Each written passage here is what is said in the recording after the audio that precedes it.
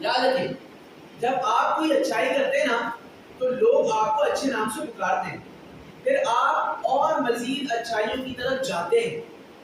لیکن اگر آپ کوئی برائی کرتے ہیں نا تو پھر لوگ آپ کو برا کہتے ہیں، پھر برا کہتے کہتے کہتے کہتے کہتے لوگ ہم سے دور ہو جاتے ہیں. کیوں؟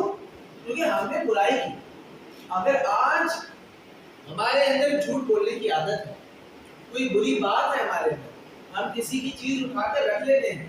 اب مجھے بتائیے، میں آپ سے چند سوال کرتا ہوں، آپ مجھے اس کا بہترین انداز میں جواب دیے گا. بتائیں اگر آپ کو کوئی چیز ملے تو آپ کیا کریں؟ کیا کریں؟ اس کو لوٹا دیں.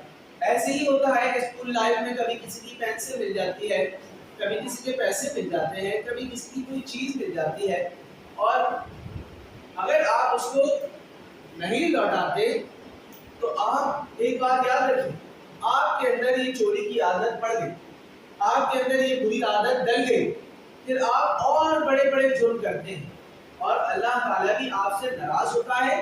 پھر آپ اپنی زندگی کے اندر بڑے بڑے معاملات کے اندر پھنس جاتے ہیں جہاں آپ ٹوٹ جاتے ہیں، آپ رسوا ہو جاتے ہیں، آپ کہتے ہیں کہ میں بہت برا ہوں، میرے ساتھ کچھ اچھا نہیں ہو رہا، یعنی سب کچھ ختم ہو جاتا ہے آپ کی لائف میں. وہ کیوں ہوتا ہے؟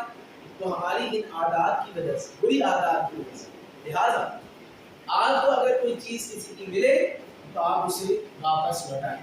اچھا کون سا ایسا بچہ ہے کسی کو کبھی کوئی چیز ملی اور اسے واپس لوٹائی؟ کون سا ایسا بچہ ہے؟ جی پرس ملا تھا آپ نے کیا کیا اس کا؟ ہاں نمبر لکھا ہوا تھا، پھر آپ نے کیا کیا؟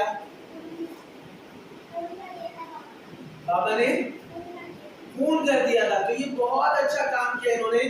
جو بھی اس بات کو سن رہے ہیں سب اس بچے کی تعریف کریں اور اس بچے کو اپریشیٹ کریں.